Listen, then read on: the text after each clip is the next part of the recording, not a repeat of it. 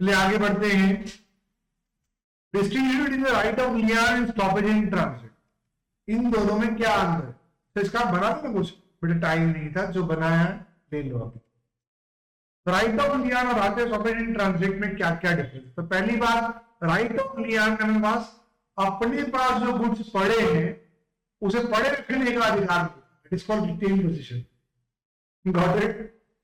मतलब आप अपने पास अपने गुड्स रख सकते हो, ये अधिकार आपको मिलता है। Right of stoppage in transit में आप अपने गुड्स वापस अपने पास मंगवा सकते हो, ये आपको अधिकार, रीगेन पोजीशन। मतलब अगर आपके पास खुद पोजीशन है तो आप अपने पास रख सकते हो, जो आपके पास है वो आप अपने पास रख सकते हो, और अगर आपके पास नहीं है तो आप वापस मंगवा के अपने पास रख सकते हो। इसको हम क्या बोलते हैं? Right of stoppage in transit, it's called regain position. Next आ जाए, seller should be in position of goods under lien, कब आ सकता है? सेलर शुड बी, मतलब जब उसके पास गुड्स खुद के पास होंगे तो ही अधिकार मिल सकता है। लेकिन right of stoppage in transit कब मिलता है?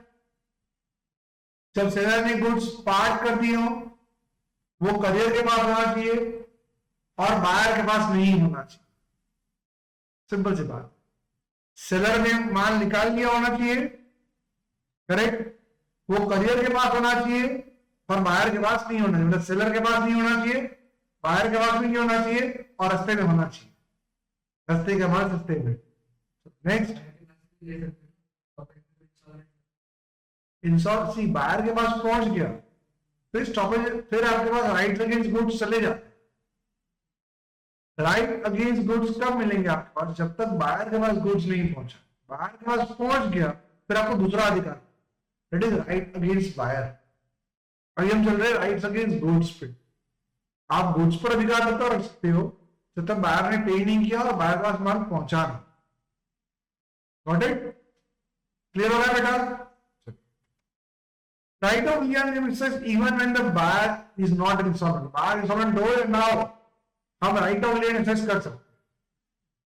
बराबर, बिकॉज buyer insolvent होना कंपल्सरी कंडीशन नहीं है, वो वन ऑफ द कंडीशन है।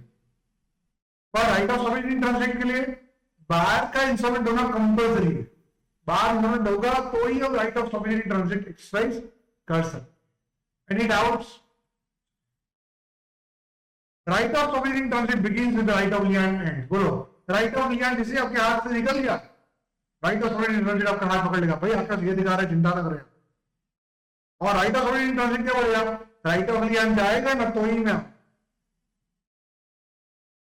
Reading my point, reading my point. Right of lien comes to an end as soon as, right of lien comes to an end as soon as the goods go out of the possession of seller. Right of lien खत्म हो जाएगा जिससे आप goods seller के हाथ से निकल जाए, और तब उसे क्या मिलेगा? Right of stoppage in transit. मतलब right of stoppage in transit तभी मिलेगा जब राइट ऑफ, मतलब सॉरी, गुड्स को पार्ट कर दिया गया। Right of stoppage in transit comes to an end as soon as goods delivered to the buyer. चलो दोनों चीजें समझते हैं। राइट ऑफ लियान कब एंड होगा? जब सेलर ने गुड्स अपने हाथ से निकाल दिया। Right of stoppage in transit कब एंड होगा? जब बायर के पास गुड्स पहुंच गया। इजी है? तो एक सिंपल सी बात समझे, sometimes it's saying that right of stoppage in transit is nothing but extension of right of Lian. Right of stoppage in transit कुछ नहीं है, राइट ऑफ लियान का एक्सटेंशन।